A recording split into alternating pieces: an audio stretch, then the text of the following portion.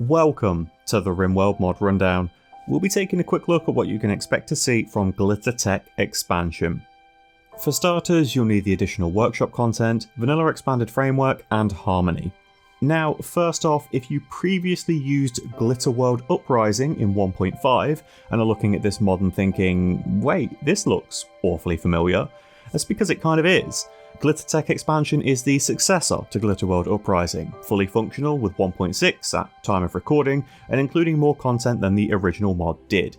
If this upgrade totally flew under your radar and this video is the first time that you're hearing about this new version, maybe download Use This instead while you're at it and keep it permanently enabled in your mod list. That mod does a far better job than I could ever do with these videos of making sure that you're using the latest and most supported versions of all major workshop content, and I'll recommend it every chance I can get. If you're playing modded, it's basically essential. Anyway, enough yapping. Let's go over what Glittertech actually does. The first and most obvious part of this expansion, as shown by the very name of it, is that all of the stuff you're going to be getting here is going to be heavily weighted towards late game. Fortunately, with the release of Odyssey, it's never been easier to fly around the world and hoover up all of the mining nodes on your nearby tiles. So, as long as you're rocking that DLC, you should have an easy enough time getting the vast amount of materials and components you're going to need to start cooking with Glittertech. And believe me, when I say that you've got a lot to do in this expansion, it's not an understatement. There are 18 research projects with this mod, new quests for unique items, entire production chains, implants, drugs, turrets, memory manipulation, access to previously uncraftable parts, and upgrades for your Spacer tier weaponry. Also, if you wanted to turn this video into a drinking game and pass out within the next 10 minutes or so, take a sip every time you hear the word glitter in this rundown. You know, I said how hard can it be when we started this? Yes. If I'm honest, I think it's going to be really hard. Yeah, I just think we're going to look ridiculous. Now, all of this mod's content is locked behind advanced fabrication, which isn't to say that you won't find some of the new parts as loot or being offered by traders, you're just not going to have access to make any of it yourself without already being at the very end game level of tech offered in base game. So let's unlock Glittertech Fabrication and get this ball rolling. And by get the ball rolling, I mean immediately hit our first speed bump. Because whilst this does unlock the Glittertech Fabricator and production of the Glittercore for us, the Fabricator is going to require 260 steel, 80 silver, 30 plasteel, 6 Glitterworld Medicine, 4 advanced components and 1 new part, known as the Glitterheart. These Glitterhearts are uncraftable. They're immune to fire, damage and deterioration though, so think of them like a Gravcore from Odyssey. If you need them for a building, you've got a few ways of acquiring them, with 1 being pretty random and 3 being slightly more reliable. The most reliable is the new event that will throw some Glittertech debris and a group of mechanoids onto your map. This is set to fire when you start to dabble with the content of the mod, allowing you to actually make some progress by giving you a few Glitterhearts for free. To the best of my knowledge, this event is only supposed to occur once in your game, as it isn't included with repeatable incidents like a ship chunk falling onto your map, nor is it treated as a quest. If you want further Glitterhearts, that's where the 2 new quests and the Glitterworld Crates will come into play. These crates can appear at quest sites and can also spawn in Ancient Dangers too, but they're one of the more unreliable forms of acquisition for Glitterhearts, as they contain a couple of random pieces of loot related to the mod, either be it resources that are used by it or parts that it may create. This means you can find anything from Neutro, gold, plasteel, drugs, implants, or Glitterhearts. If you're already careful about opening Ancient Dangers because of the amount of additional wealth it adds into your colony, now you're going to be even less likely to bust it open within the first year or so, unless you enjoy your raids suddenly doubling in size. Your soldiers of Gondor! No matter what comes through that gate, you will stand your ground!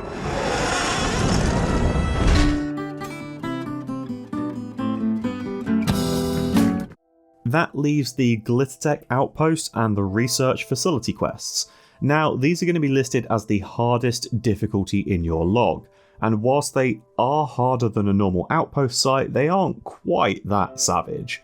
As long as you bring some kind of long-range shenanigans to deal with the defences and a strike team rather than an exploration group, you're probably going to be fine. They're a good place to burn any orbital targeters or spare mortars that you have laying around, as they easily pack the AoE that's needed to take everything out with a few good hits.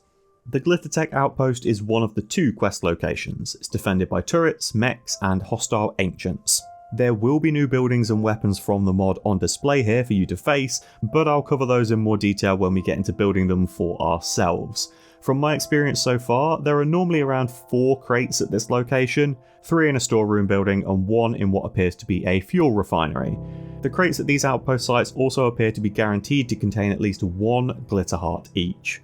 Something that seems to be a bit of an oversight at the moment. By mentioning this in a video, chances are it's going to be fixed pretty soon.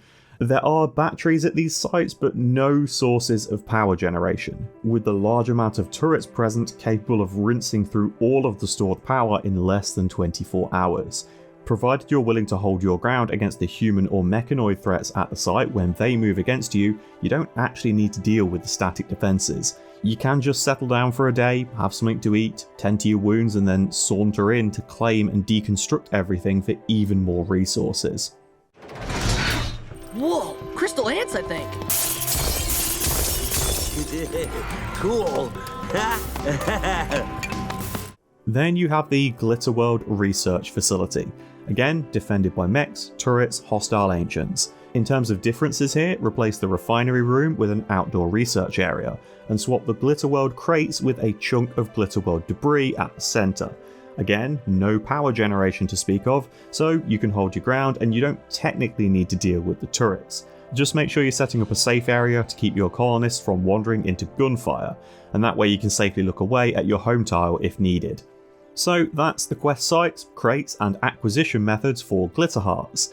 Now that we've got our hands on some of them, let's go back to Glitterworld Fabrication and build the Fabricator itself.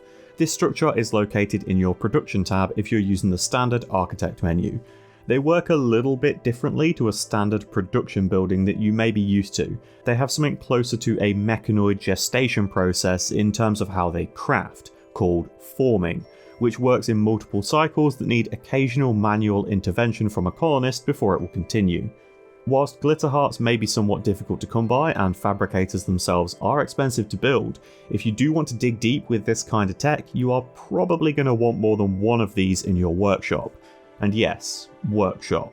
Whilst this stuff is extremely high tech, they are still going to upset the work speed balance if placed alongside research benches. Glittertech stuff looks best when you build a dedicated room for it. Just make sure it isn't vulnerable to attack, as the value of the parts within it are going to be about equal to a standard base at the 2-year mark. These fabricators also require batteries to function. Whilst you could have a great excess of power in your grid, that isn't what these need to operate. You can see on the workshop page for Glittertech that it recommends you use Vanilla Furniture Expanded power alongside of it, due to the expanded battery options that it offers you. Plus, the bigger generators will really help with how thirsty a lot of this stuff can end up being. Once the required ingredients have been inserted into the fabricator, the actual work on the build itself is relatively small. When completed though, it's going to immediately burn through the power storage required. 1100 watts for a single Glittercore or 4400 if you're building in bulk. You do save a bit of forming time if you craft in bulk though, so it's best to do if possible. The power requirement is why expanded batteries are going to work best, otherwise you will need 2 fully charged standard batteries per Glittercore. So what are these Glittercores actually used for? Currently, nothing.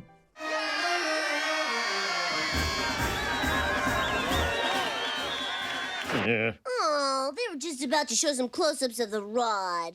But as we dig deeper into the research tree, you're going to need them to make some of the more funky stuff. We're not done with the uses for Glitterhearts either, so don't burn them all immediately by making a whole bunch of fabricators. The next tech we're going to unlock is light Glitterpanels. These aren't actually too expensive within the scope of the mod, and each of your fabricators can support up to 4. Now, these light panels can connect to multiple fabricators as well, so as long as you're building sensibly, you should only ever need 4 of these as they have a good range on their connection, with each one granting a 2% reduction in forming speed and a 10% work speed bonus. So similar to how you'd normally aim to place your tool cabinets in the centre of a workshop so that it hits as many workbenches as possible. Do the same thing with glitter panels. Of course, if you're building a little bit of light, we also need some dark to balance it back out.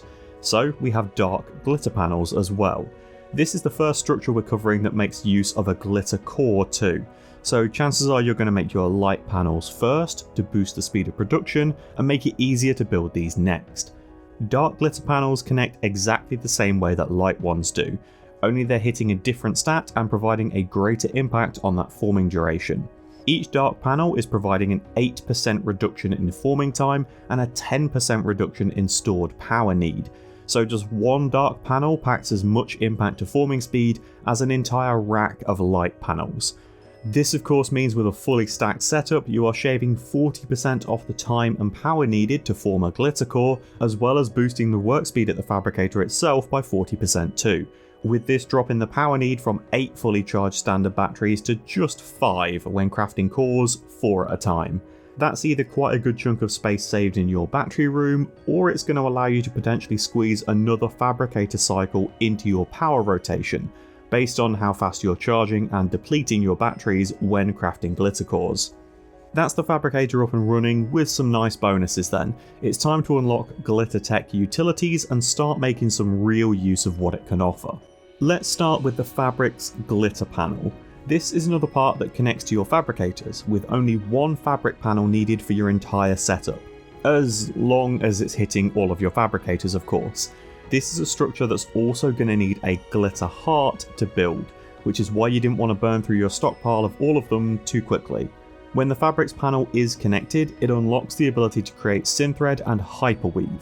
Now don't get too excited as these recipes aren't exactly cheap.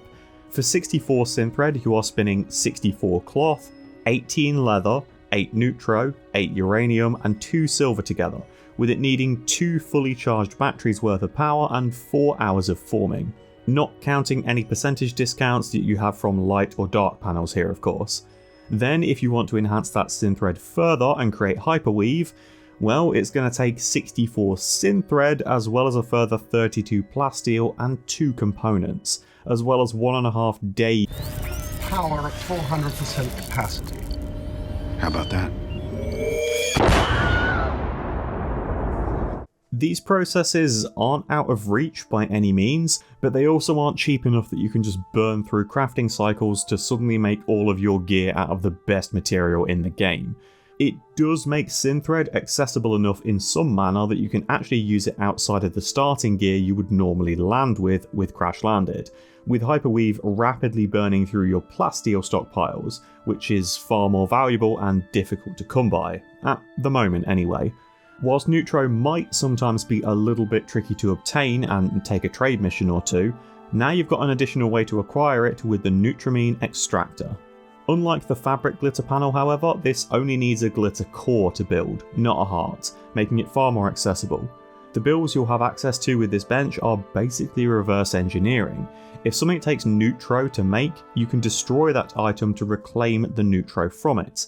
If for some reason you find this method of acquiring it too powerful, there is a mod setting to double the ingredient cost of all processes, so you're getting a 50% neutro refund on the destroyed item rather than a full 100%. Of course, you're still losing all of the other materials that it took to create, so it's a pretty masochistic checkbox in my opinion. This building is handy to have around if you always end up with those odds and ends in your storeroom that would normally be thrown at a trader, allowing you to grab a little bit of neutro instead and repurpose it into something you actually want. And finally with this tech, there's the research probe. These aren't exactly cheap, with each one needing 2 glitter cores on top of the other materials. However, up to 4 probes can be connected to a research bench, with a single probe increasing research speed by 4% and providing 180 points of passive research per day on your selected project. The passive ticks are nice, for sure, but let's be real, by the time you make it up to this kind of tech, your researchers are going to be absolutely breezing through projects, likely sitting at 20 intellectual. So the biggest bonus that you're getting from these probes is from the extra 16% speed by having all 4 connected. Now the research tree is going to branch a little bit. We've got some options as to where to go next, however all of these projects are going to require you to have connected at least one research probe to your high-tech bench, otherwise you'll be locked out of any further progression. So we're going to pick up Nanotech Precision for a couple of new buildables, the Glittertech Repairer and the Molecular Disassembler. The Repairer is going to need 4 cores, which is a pretty hefty ask, but they are still more accessible than something that demands a Glitterheart. The Repairer has a 17 by 17 circular area of effect, which is also able to reach over walls and into different rooms entirely. Within that area of effect, the Repairer will automatically perform repair work on any damaged buildings, so walls, turrets, doors, whatever that may be, with the only caveat being that each Repairer can only target one thing at a time. This isn't going to blanket the entire zone with its effect and repair everything within it simultaneously, so you need to treat that AoE more like a range. Of course, this opens up all kinds of silly bollocks shenanigans for your kill boxes or turret lines, with the Repairer itself being able to stay safely behind a wall and reach over them to restore your turrets to perfect condition mid-combat. These Repairers can even fix themselves, so if for some reason you decided to leave it exposed to attack, it'll hopefully be able to withstand a few blows and bring itself back to max health relatively quickly. These can also be uninstalled and reinstalled as required, so don't feel like you need to hard commit to where you place them either. You can easily make 2 or 3 Repairers and move them around as you need depending on where you're being attacked. Just be aware that this is looking for structures specifically. It's not going to fix any of your mechs or items within that radius. No, I don't really feel like it. Then we have the Molecular Disassembler. This takes a whopping 6 Glittercores. Fortunately, you're only ever going to need one of these, and it is well worth it, as it'll recoup its cost pretty damn fast. This workbench is solely for disassembling mechanoid corpses and smelting mechanoid slag. However, any corpses processed here will give twice the usual amount of materials, and slag now provides a small amount of plasteel too. Given how much plasteel you need for the majority of the content within this mod, and how late game your colony is likely going to be when you start implementing it, it makes large mech clusters or raids exceptionally rewarding to defeat. Just make sure that if you throw one of these down, you're fixing the builds on your machining table and smelter, so that they aren't fighting over the junk and losing you some resources in the process. From something that was really straightforward, now we go into ways of translocation, which is a tad more involved. This gets you the Telepad and the Telepad Integrator implant. First off, let's talk about the Integrator, as you won't be able to make use of a Telepad without one. These are made at the fabrication bench and they cost barely anything compared to a standard implant. They need only 15 steel and 2 components. Of course, if you're planning to make good use of the Telepad, you do need one of these in every colonist. This will allow colonists to perform 3 types of teleportation at the telepads that you can construct from then on. Each telepad is going to take a pretty fair chunk of resources, although it still only needs Glittercores, so your hearts are safe. As you'd expect from these buildings, they are utterly fantastic if you're using a grav ship and a static colony at the same time, or a planet side and orbital base at the same time, as these allow you to transfer colonists from one to the other whenever you would like, without the need for a shuttle or a transport pod. Telepads are also amazing for calling back expedition forces and caravans, instantly bamfing them home. This process isn't free, however, with the telepad itself storing up to 30 neutro, and each target teleported consuming 3 of that stored fuel. If you're using vanilla races expanded androids, you'll be happy to hear that these do connect with the neutro pipes and storage tanks, saving you a little bit of legwork. The 3 options you have for teleportation are single target, mass recall and far skip. The targeted option will quickly skip a colonist on the same map to that teleporter, usually without issue, although it can occasionally cause a little bit of telepad nausea that lowers consciousness and moving to 90% for a few hours. This can be useful for quickly getting defenders into position or pulling a wounded colonist straight to a hospital, but it also allows you to do some crazy flanking maneuvers or repeatedly kite enemies by bouncing back and forth between different pillboxes and outranging them. If you're using a dedicated squad for these kind of tactics, Teleport Everyone will save you considerable clicks by pulling anyone with an installed integrator implant there immediately. Lots of different uses for this one too, like immediately skipping everyone back to your grav ship for an emergency takeoff, or avoiding a doomsday rocket that a radar happened to get off, provided you were fast enough on the pause button anyway. Finally, there's the teleport distant targets, which does require the targets in question to be on a map. So if you wanted to bring a caravan back, you need to set up a camp and make sure that they're carrying the possessions you want returned on their person. Otherwise you're going to lose the loot, and also things can get a little bit funky when you try and use the teleport target option on a colonist that's vibing on the world map. That may potentially be patched either while I'm working on this video or after it's released though. Using the long distance teleport will knock someone into a coma for a few hours, with what I'm going to assume is an unattended workaround of being using the targeted teleport instead to completely negate that downside. If someone's on another map, you can just target them via the colonist bar at the top of the screen. This is one of those mechanics that has potentially hundreds of uses depending on how you're playing, and what kind of setup your colony is using. I'm all for it. These teleporters are stupidly fun. It only transports matter. I'll give you 35 cents. Sold, but I must warn you, this device carries a frighteningly high risk of catastrophic... I said I'll take it.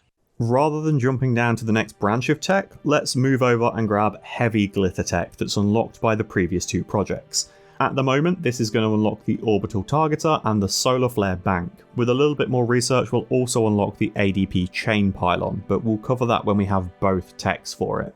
The Orbital Targeter is crazy expensive, taking not only a considerable chunk of normal materials, but also 4 reinforced barrels, 8 Glittercores, and 1 Glitterheart.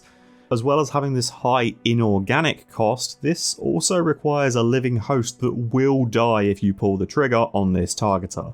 So whilst this is basically an unlimited supply of orbital bombardments or power beams, you're probably going to want a sacrificial lamb working as a slave around the colony if you intend to actually fire it, because putting a colonist you give a crap about in this is crazy talk.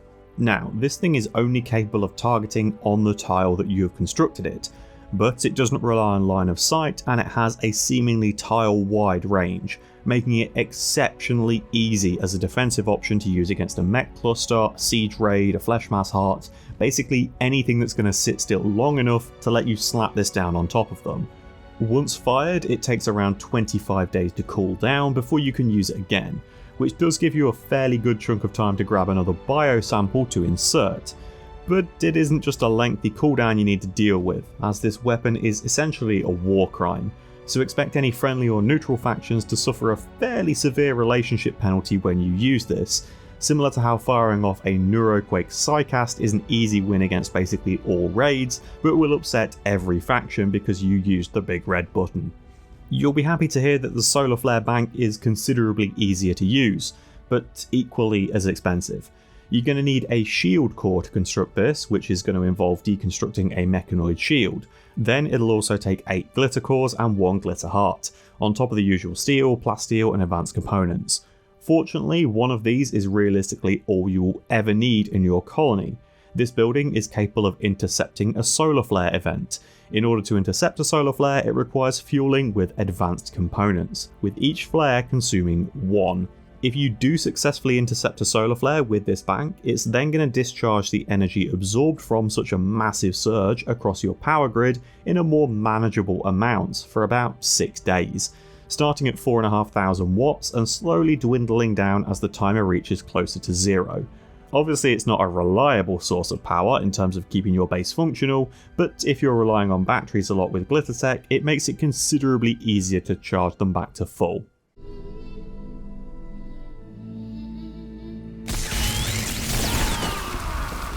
Let's hop down to Glitterworld Alchemy next, which is something you're likely going to get a lot of use out of given the materials you're going to be breezing through when building parts of Glittertech. This will unlock a lot of new crafting builds at your fabricator to create gold, jade, plasteel and philosopher's stones. You'll need to make the stones to form the other materials, so everything is going to have at least some additional cost coming from the manufacture of those philosopher's stones, which require steel, silver and a glittercore to create. That means it also has the plasteel uranium component and gold cost associated with it too. Fortunately, if you use these Philosopher's Stones to make plasteel, gold or jade, you do get more of those resources back than it would have cost you to make them initially. Plasteel is going to take steel, chem fuel, neutro and gold. Gold can be made from steel, with it then being possible to turn that gold into jade. If you're finding yourself very rich in certain materials but struggling to reveal underground sources, asteroids, mining camps or veins of something else, this can be extremely useful to fill out your storeroom. Then we have Neuromodifiers Basics, which is the other tech we needed alongside heavy Glittertech to unlock that ADP Chain Pylon. So let's cover that part first. This is something you might have already encountered at one of the quest sites, as it's a defensive structure. These pylons aren't cheap to build nor maintain. They take 4 Glittercores each and they consume advanced components to reload after 8 shots, as it's consuming 0.5 fuel per activation. The attack it launches is always going to hit. It fires a twin burst chain lightning effect that both stuns and immolates the target that it bounces across, making it equally effective against a mechanoid or an organic target. Not only that, the type of EMP pulse that these ADP pylons use cannot be countered.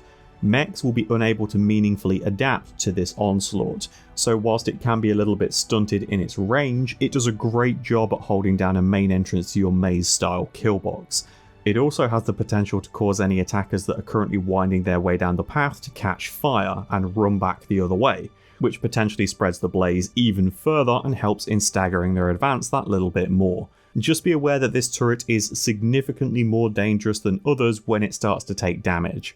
You want it somewhere that it's unlikely to be hit with stray shots, and you also want to keep enemies focused on your defensive line rather than the pylon. You'll know pretty quickly if it's taken one hit too many.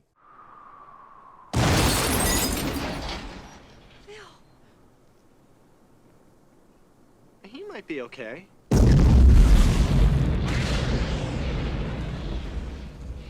No, probably not now.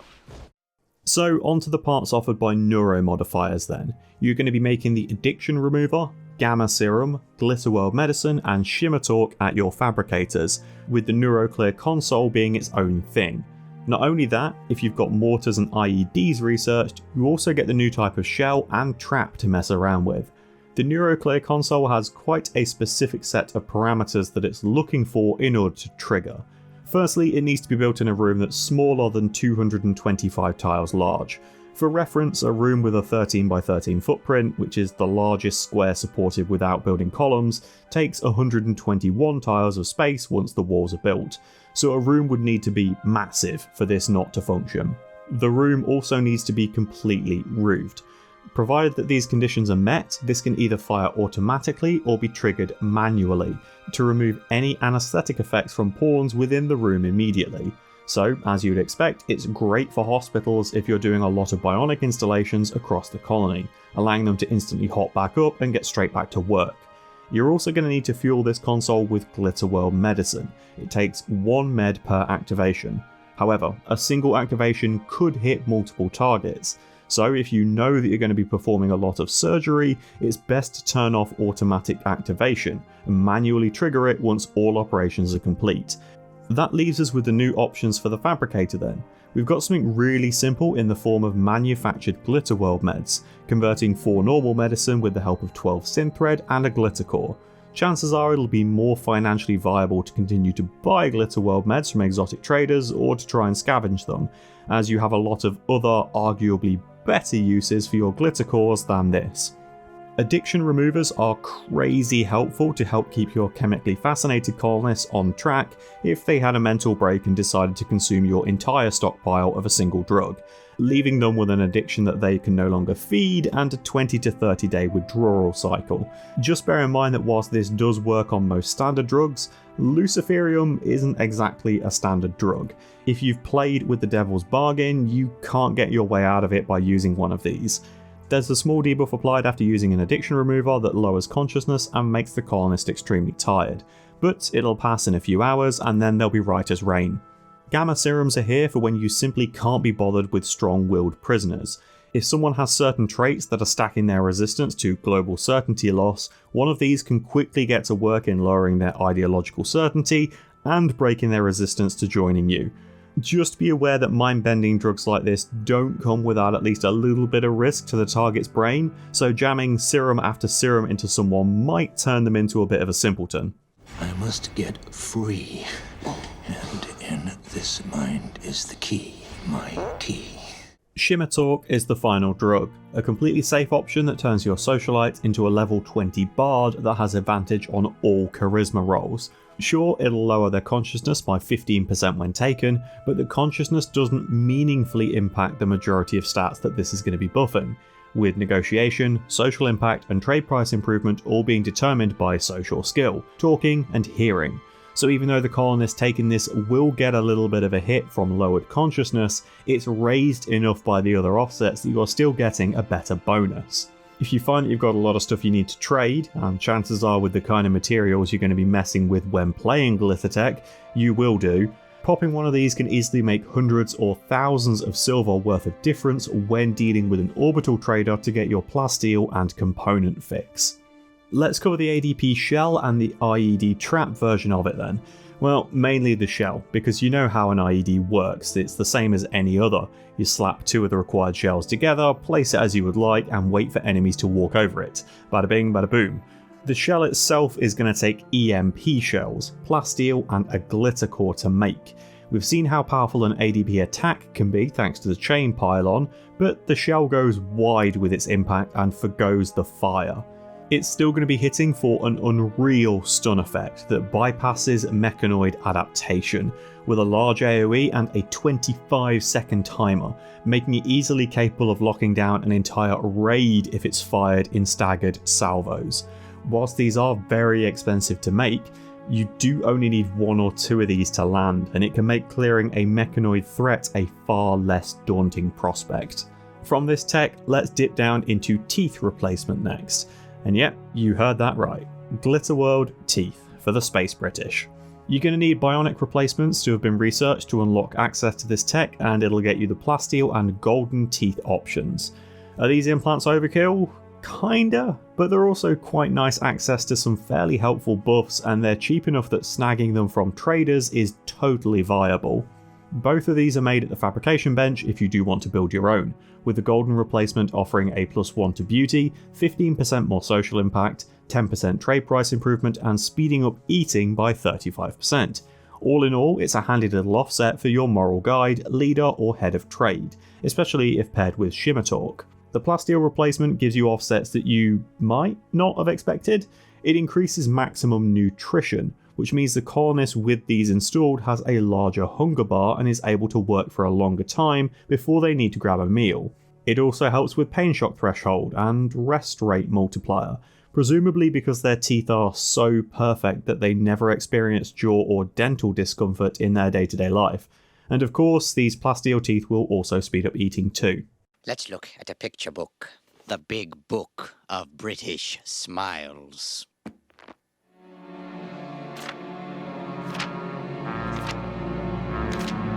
Moving to a tech that is far more valuable, you have firearms overclocking, which will unlock the upgraded lenses for piercing, power, quick draw, spotting and stability, and the ability to overclock your high-tech weaponry. All of these are made at the Glittertech Fabricator, so to get started we're going to need to get ourselves an overclocked weapon.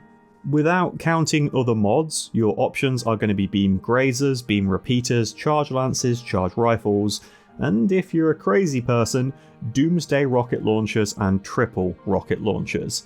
To upgrade a weapon you'll be paying 60 chem fuel, 20 plasteel, 2 Glittercores and 1 Glitterheart, so it's a far more expensive fabrication option.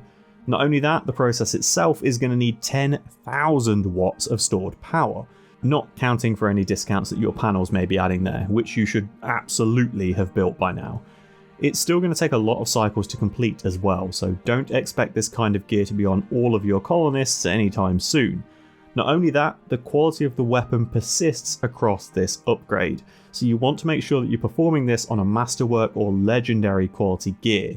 It's not exactly wasted on a lower quality piece, but you do want the biggest bang for your buck possible. The overclocking upgrade will provide a flat bonus by itself. It adds 25% more damage, 10% extra armor penetration, it lowers ranged cooldown to 90%, and it increases the market value by 200 silver, as if that matters at this point. The more interesting part is it's going to add an upgrade slot, with you being able to choose which of the 5 lenses you would like to craft and slot into that weapon. You can only add a single lens to a weapon though, you can't stack multiple over the top of each other to create a disco gun. All 5 lenses take a Neuro Trainer and 35 gold to make, with the other ingredients changing depending on what it is. Piercing takes a reinforced barrel and chem fuel, power needs 12 luciferium, quick draw will demand 16 doses of wake up, spotting requires 1 bionic eye, and stability will cost you 50 neutro and 40 uranium. As you would expect by their naming conventions, they're going to buff a pretty specific stat on the weapon to further refine it. Piercing helps out with armor penetration, power increases raw damage, spotting is supposed to increase range, but it appears to be broken currently. Quick draw is also intended to impact fire rate, ranged cooldown and aiming time.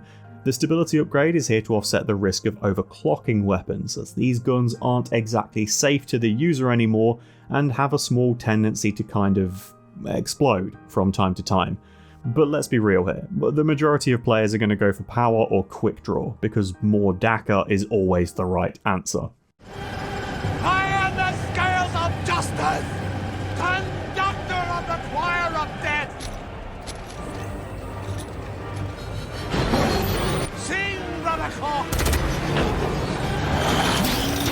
Sing, brother. Sing. On from those techs, we have Glitterworld Ascension.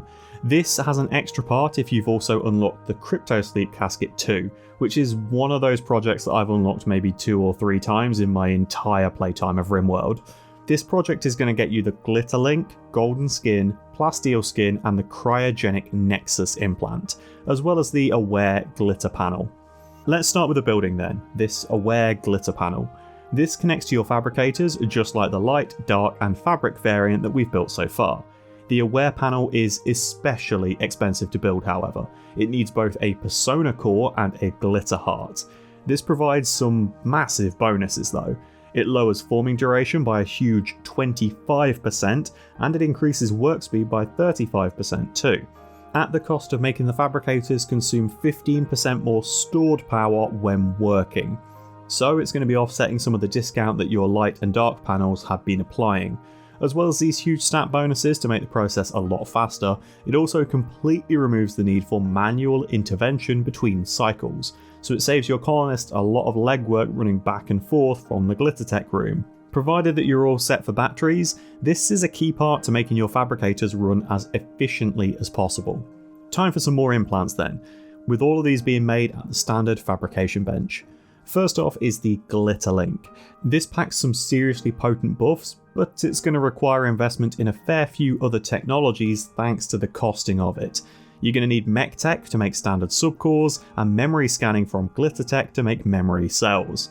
This will help with drug tolerance gain by dampening the effect of each dose, as well as improving global learning, hacking, social impact, toxic resistance, vacuum resistance, and most importantly, consciousness.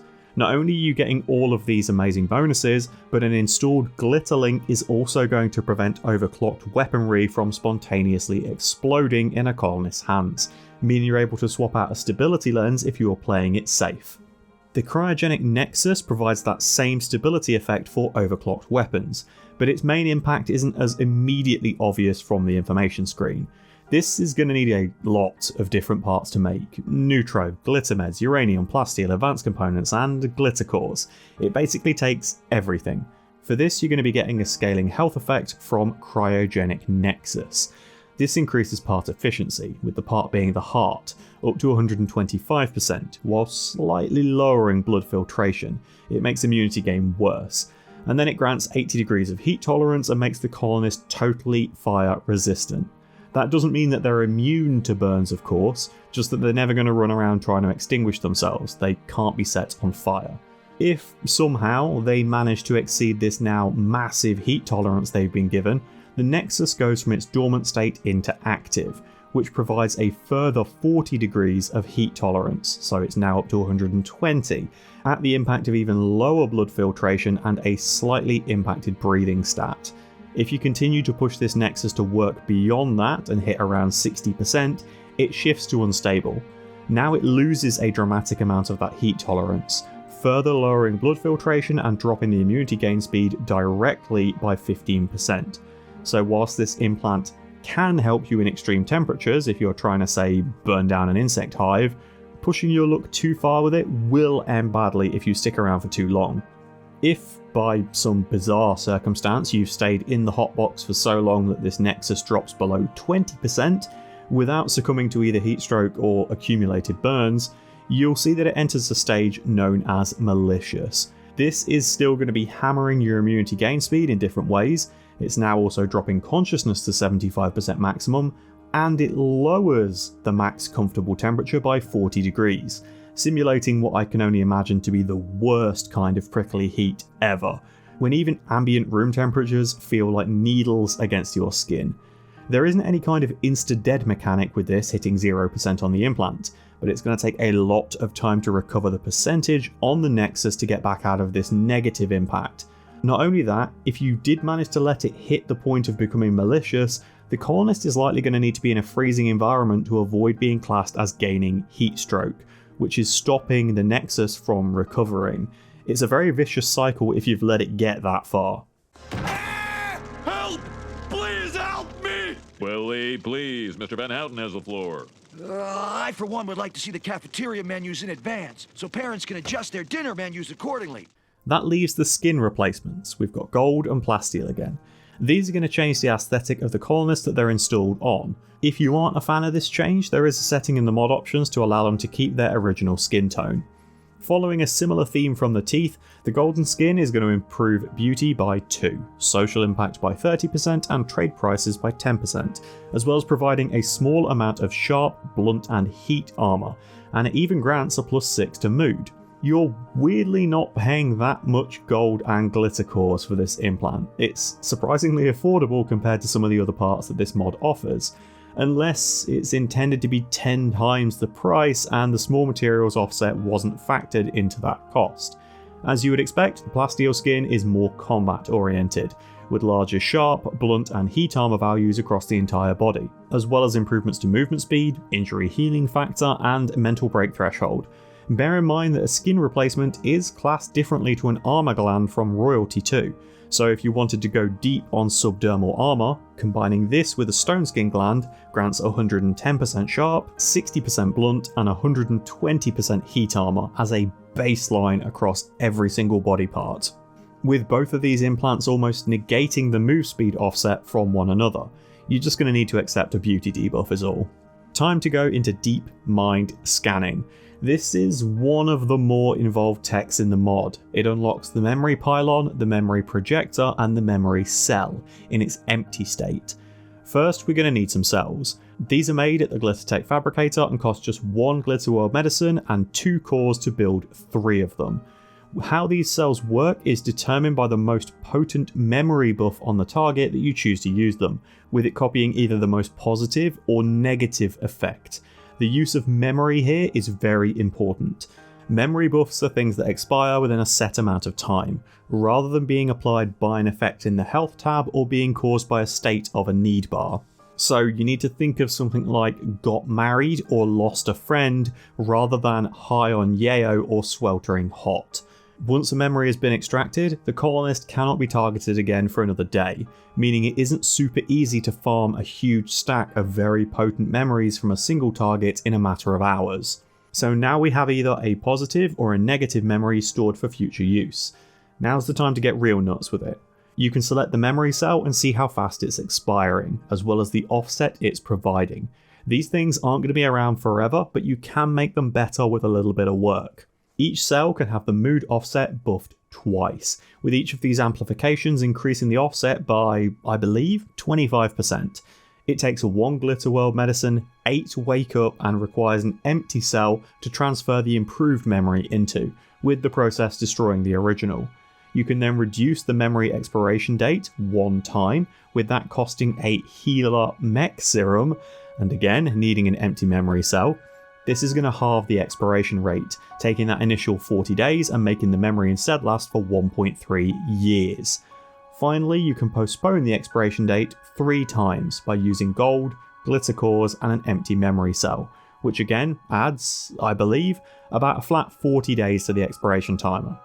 So what was originally quite a cheap thing to create can suddenly become pretty damn expensive. Of course, if you had an extremely potent memory that isn't going to be around that often, you're likely going to want your copies of it to last for as long as possible, with these cells expiring even if they're sat in storage going unused. And it's gone!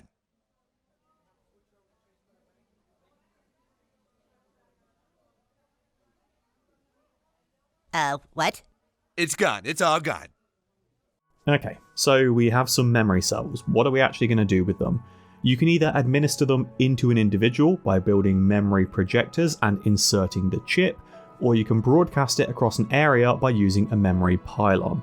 The projectors are made at the fabrication bench. They need 2 Glitterworld meds, 15 plasteel, 2 cores and 1 Glitterheart. So these are pretty damn expensive and not something that you're likely going to put across an entire colony.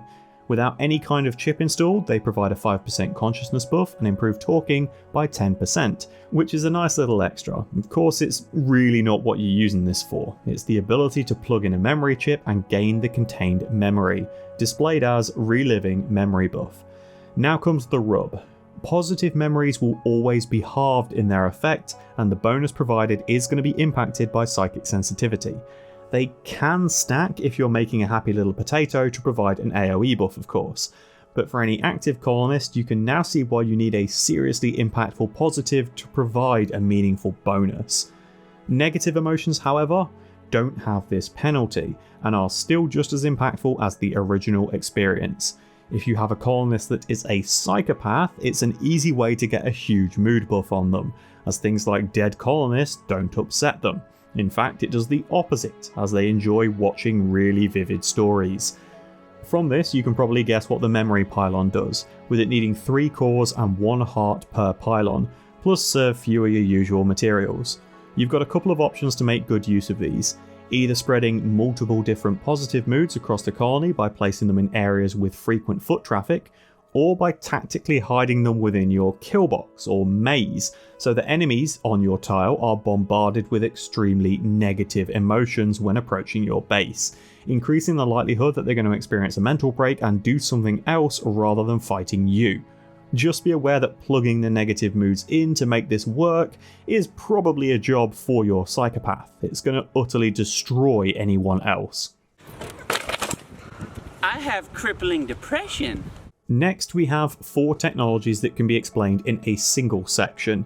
Intellectual, engineering, combat, and survival skill trainers. They unlock access to craft the associated skill trainers for yourself, with them costing 1 Thrombohorn, 4 Glitterworld Medicine, and 2 Glittercores each, as well as requiring the creator to have at least 8 in the associated skill and an intellectual of 6. These skill trainers aren't any different to the ones that you get in the base game. It's just opening up a way for you to make your own and giving you a reason to hunt down Thrombo for more than their delicious meat and comfortable skin. Working with other parts we already know, the final tech is Glitterworld Rebirth Protocol. The first thing from this you'll need to place is the Neural Glitter Panel, the last piece for your fabrication room. Whilst you can see the Healer and Resurrector Serum on your crafting bills after researching this tab, without that panel in place connected to your fabricators, you won't be able to start the crafting process. This is going to take a little bit of seal, plasteel, glitter meds, as well as some empty memory cells and 1 glitter heart. So given what else we've already built up until this point, it almost seems cheap. From here you'll be able to make a Resurrector Mech Serum, which needs 2 Neuro Trainers, 20 plasteel and 1 glitter heart. Given how exceptionally rare these normally are, it can make it worthwhile to start snatching up skill trainers that you aren't actually that bothered about from traders, with the intention of making them into a serum. Of course, the glitter heart is going to be the hard thing to track down for this craft, so you're going to want to keep your eyes open at all times to make sure that you don't miss any sights. If you don't need the power of full resurrection, however, and perhaps wanted to fix a particularly nasty injury or restore a missing part, you can break the res serum down by adding in 180 chem fuel and a glitter core, which results in 4 healer serums instead.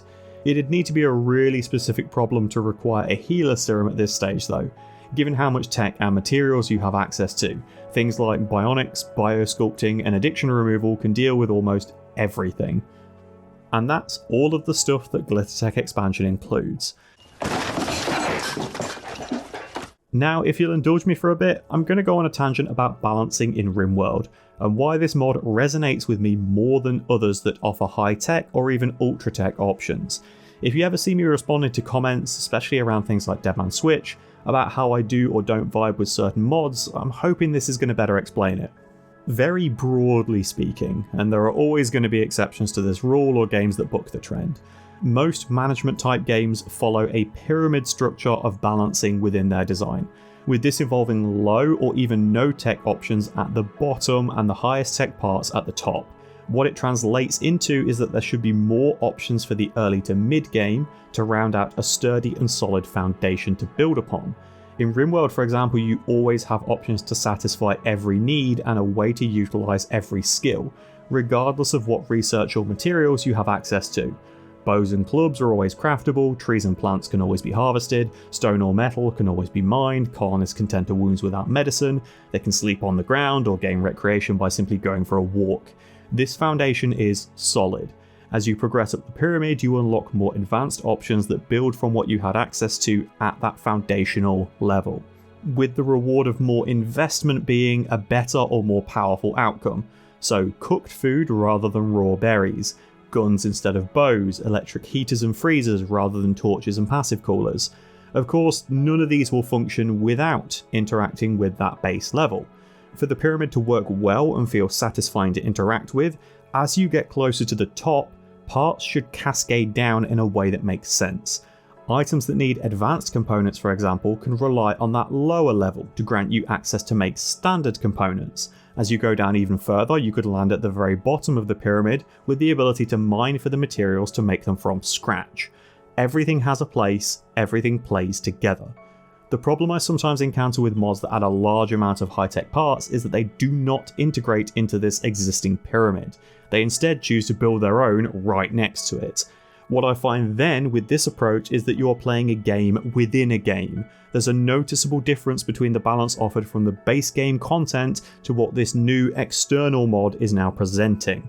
You might see this in a number of different ways, like armor or weapons being objectively better for a similar or even lower cost, research projects or mechanics becoming completely redundant because they're outclassed by what else is now on offer. Factions go from posing a threat in different ways to one single faction being far more dangerous than all others combined, and essentially it's the only raid type that now matters. I know there's a lot of players out there that don't mind this, just for me, I don't vibe with it. It ends up meaning that other mods I'm using that are aiming to balance around this original pyramid will always clash with that mod that's tried to build its own instead.